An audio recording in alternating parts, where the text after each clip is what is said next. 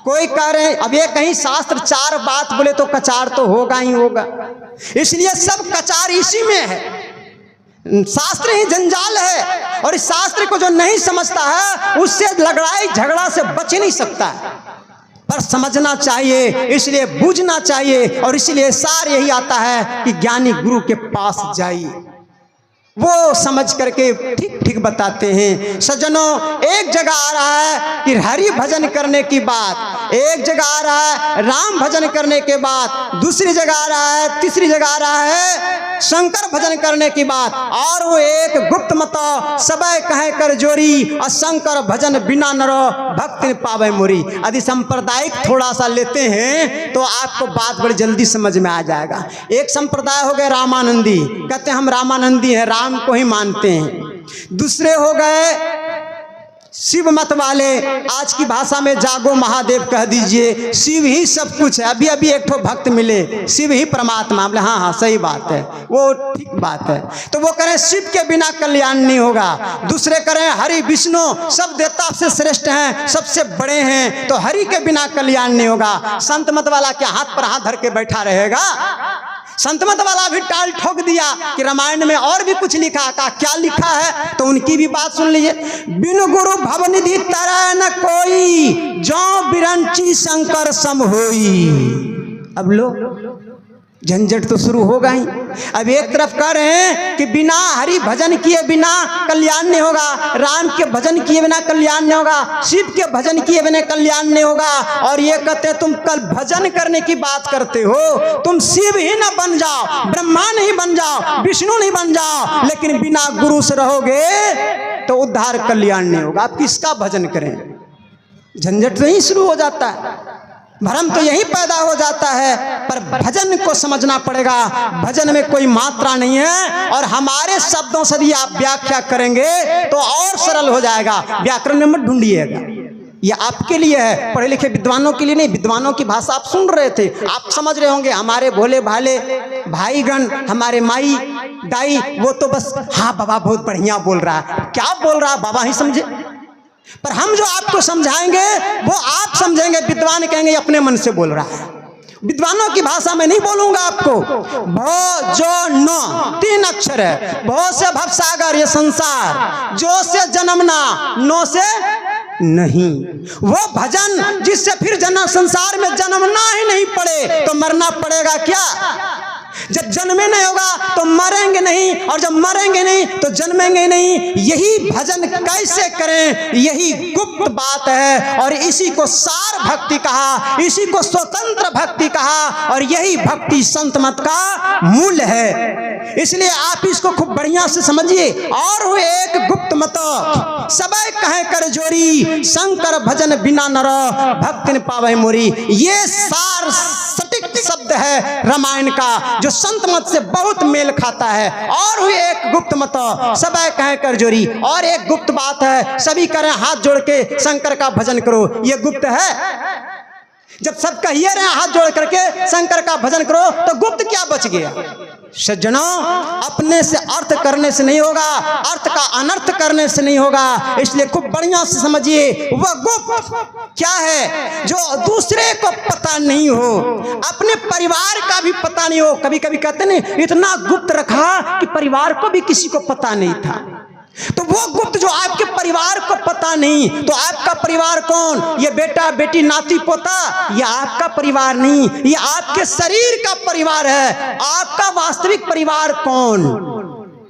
आपका परिवार ये आपके 14 इंद्रियां हैं, और ये 14 इंद्रियों को वो पता नहीं है, वो नहीं कर सकता जो आपको करने के लिए कहा जा रहा है। वो स्वतंत्र भक्ति जो किसी परिवार के द्वारा नहीं, और वही आपका साधना है। संत मत की यही गुप्त साधना है, जो किसी इंद्रियों के नहीं, किसी इंद्रियों की सहारा की जरूरत नहीं। इसी को सार भक्ति कहा। गुरु महाराज ने कहा अपनी भक्तिया, ये बेटा का नहीं, ये बेटी का नहीं, ये अपना। उसी तरह से ये आंख का नहीं, ये कान का नहीं, ये नाक का नहीं, ये हाथ का नहीं, ये पैर का नहीं। पैर से तीर्थ जाते हैं, एक भक्ति हो गया। हाथ से दान करते हैं, भक्ति हो गया। आंख से दर्शन करते हैं, भक्ति हो गई। कान से शब्द सुनते हैं, भक्ति हो गई। पर इन सब से नहीं, अपनी भक्ति आप क्या हैं?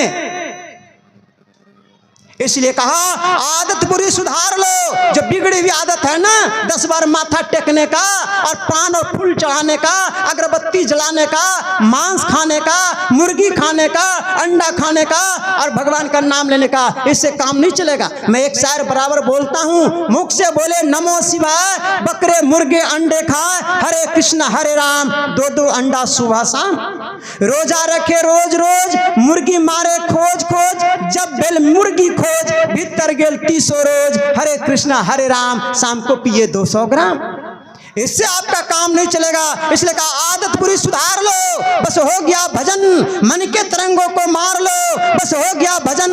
आए हो कहां से, जाओगे कहां, इस तत्व को विचार लो, बस हो गया भजन। कहां से आए हैं और कहां जाएंगे, इसकी तो बाद में आप व्याख्या करेंगे। पहले यह पता कर लें कि आप हैं कहां। ये भक्ति है सीढ़ी। संत कबीर साहब ने कहा भक्ति निसेनी मुक्ति की, संत चढ़े सब धाय, और जिन जिन मन आलस किया, जन्म जन्म पछता है। तो आप कहां हैं जो चढ़ना है, किस पहाड़ पर चढ़ना है, हिमालय पर चढ़ना है कि घर के पहाड़ पर चढ़ना है, चढ़ना कहां है। और सुबह का पाठ में आप सुन रहे थे ज्ञान और वैराग्य की बात। सज्जनों, आपका उतरना कहां से हुआ है, चढ़ने की बात तो तब होगी। आपका उतरना कहां से हुआ है, तब न चढ़ाई की बात होगी। तो तू उतरी पड़ियो तम माही, पीव निशब्द में, और यही ते पड़ी गयो दूर, चलो निशब्द में। आप कहां से उतरे हैं, तो निशब्द से उतरे हैं, परमात्मा से उतरे हैं। जो हम आपको कह रहे थे जहां होत नहीं दिन रतिया, उस जगह पर से आप आए। कहां आए, शब्द में आ गए, एक सीढ़ी, उससे भी नीचे आ गए, कहां, प्रकाश में आ गए, दूसरी सीढ़ी, उससे भी नीचे आ गए, कहां, अंधकार में आ गए। माता सबरी ने भगवान श्री राम से शिकायत की, और यही बात माता सबरी ने भगवान श्री राम से कहा, अधम ते अधम, अधम अति नारी, अति नमः मैं मति मंद अघारी। हे भगवान, आपकी स्तुति किस प्रकार से करूं, मैं तो अधम हूं।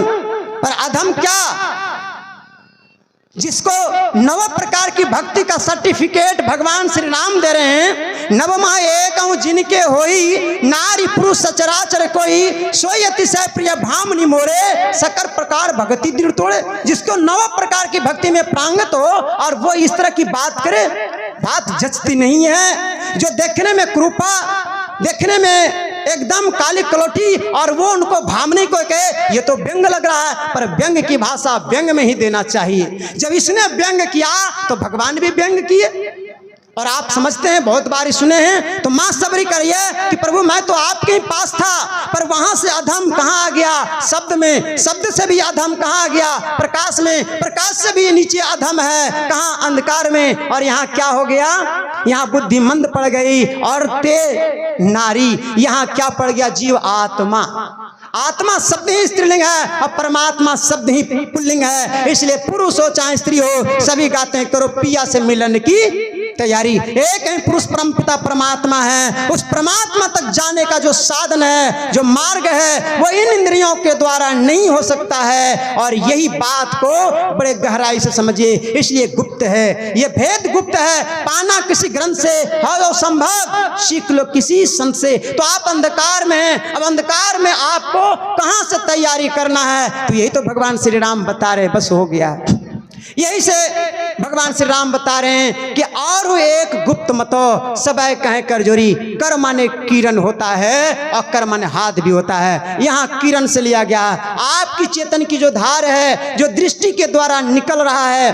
बड़े ही मर्मज्ञ शब्द में आप सुन रहे थे कि हमारे शरीर में 300 प्रधान नाड़ियां हैं। आपके पूरे शरीर में 72 करोड़ 72 लाख 210 नस नाड़ियां हैं, जिसमें 300 नाड़ी प्रधान है, और 300 में 3 नाड़ी प्रधान है, जिसको इंगला और पिंगला कहते हैं। और इस इंगला पिंगला के बीच में सुषुम्ना है, जो सबसे श्रेष्ठ है। यही सुषुम्ना नाड़ी को आप पकड़ लें तो आपका काम बन जाएगा। और ये सारे चेतन की धार को कंट्रोल करने वाला ये अज्ञात चक्र है, यहीं से इसका कट होता है। यदि सब परिवार को तो इधर पता चलता है, लेकिन यहाँ से ऊपर इस परिवार को पता नहीं चलता है। यही साधना, जब आप यहीं पर अपने चेतन की धार को दो नैन नजर जोड़ के एक नोक बना के अंतर में देख, सुन सुन अंतर में खोजना। अब इसको समझिए, एक गर्म है और एक ठंडा है, एक इंगड़ा है एक पिंगला है, दो विपरीत वर्ण है और दो वर्णों के मिल से जो पैदा होता है, पढ़े लिखे विद्वान लोग जानते हैं, उसको वर्ण संकर कहते हैं कि नहीं? वर्ण संकर, वो वर्ण संकर कहलाता है। तो यहाँ दो विपरीत धारा का मिलन हो रहा है, उससे जो उत्पन्न होता है बिंदु, उसका भी नाम शंकर है। इसलिए भगवान शिव कहते हैं बिंदुनाथ महालिंगम शिव शक्ति निकेतनम देहम शिवालयम प्रोक्तम सिद्धम सर्वदेहिनाम। यही गुप्त है, ये किसी इंद्रियों के द्वारा, ये आंख के द्वारा नहीं, ये आंख भी बंद हो जाती है। आप स्वयं देखते हैं अंधकार को, ये अंधकार में कहाँ देखना है, कैसे देखना है, यही राज और भेद, यही गुप्त सदगुरु से मिलता है। इसलिए भगवान श्री राम ने कहा प्रथम भगति संतन कर संघा, दूसरी रति मम कथा प्रसंगा, गुरुपद पंकज सेवा, तीसरी भगति अमान, चौथी भगति मम गुणगन, करहि कपट तजिगान, मंत्र जाप मम दृढ़ विश्वासा, पंचम भजन सुवेद प्रकाशा, छठदम शील विरति बहुकर्मा, नित्य निरंतर सज्जन धर्मा। अब संत मत की विशेष बात यही आती है कि जिसको नाम दान मिल गया, जिसको दीक्षा मिल गया, उसको छठ करना चाहिए कि नहीं, उसको यज्ञ करना चाहिए कि नहीं, उसको होम करना चाहिए कि नहीं। यदि भगवान को मानने वाले हैं तो आपको जजमेंट मिल रहा है कि मंत्र जाप तक आप जो कर रहे थे सब चल रहा था, पर यहां से क्या है, छठ दम शील। अब कुछ करने की जरूरत नहीं है। दम कहते हैं इंद्रिय निग्रह को, अपने इंद्रियों को समेट करके, और निरंतर निरंतर सज्जन धर्मा, सज्जनों का जो धर्म है, झूठ चोरी नशा हिंसा छोड़ना, एक ईश्वर पर अटल विश्वास, पूर्ण भरोसा, उसकी प्राप्ति कहीं बाहर नहीं अपने भीतर होगी, क्योंकि आप भी भीतर हैं, परमात्मा भी आपके भीतर हैं। बस खोजना कैसे है, तो वही कहा बहुत सारे कर्मों कांड से विरक्त होकर के निरंतर निरंतर सज्जन धर्मा, वो सज्जनों को सत्संग में, सीधा शब्दों में समझ लिए, सत्संग में जाना चाहिए, और जहां सत्संग भजन ध्यान की बात हो वहां जाके आनंद मन से सुनना चाहिए। और तब सातम सम मोहि मैं जग देखा, और मोते अधिक संत करे लेखा। तम समता रूपी ये मन का पकड़ा जाएगा, सम कहते हैं मनोनिग्रह का। और भगवान श्री राम ने माता सबरी से ही कहा नवधा भक्ति कहूं तो ही पाही, सावधान सुनू धरु मन माही। इस मन को धरो, पकड़ो, सीधी शब्द में है, कुछ ज्यादा झंझट नहीं है। ये मन को पकड़ लो, तुम्हारा काम बन जाएगा। और गोस्वामी तुलसीदास जी महाराज भी यही कहते हैं एकादशी एक मन बस कैसों करी जाए, सो व्रत कर फल पावहीं आवागमन नसाय। इस मन को पकड़ लो, और ये मन को पकड़ने के लिए एकमात्र यही साधना है, यही बिंदु है, यही स्वतंत्र है। यहाँ मन का कुछ नहीं चलता, यहाँ कोई इंद्रियां इसका सहयोग नहीं करती है। झक मार करके इसको लौटना पड़ता है, और जिधर से आया है उधर जाना पड़ता है। तो हमारा आना हुआ है प्रकाश से, शब्द से, शब्द से प्रकाश से, प्रकाश से अंधकार में। अब चलना होगा तो यहीं से आपको चलना होगा। नाम रूप जगत में आ गए हैं, इसलिए नाम रूप का आप सहारा लेते हैं। यही दो अवलंब है, पर यही पकड़ के रह जाएंगे तो फिर अटक करके रह जाएंगे। ये नाम रूप का जो बीज है बिंदु, यहीं से आपका द्वार है, यही द्वार में आप प्रवेश करेंगे तो कहां निकलेंगे। स्थूल सूक्ष्म कारण महाकारण केवल हूं के पार, पार गमन ही सार भक्ति है, लो यही ही हमें धार। श्री सद्गुरु महाराज की जय।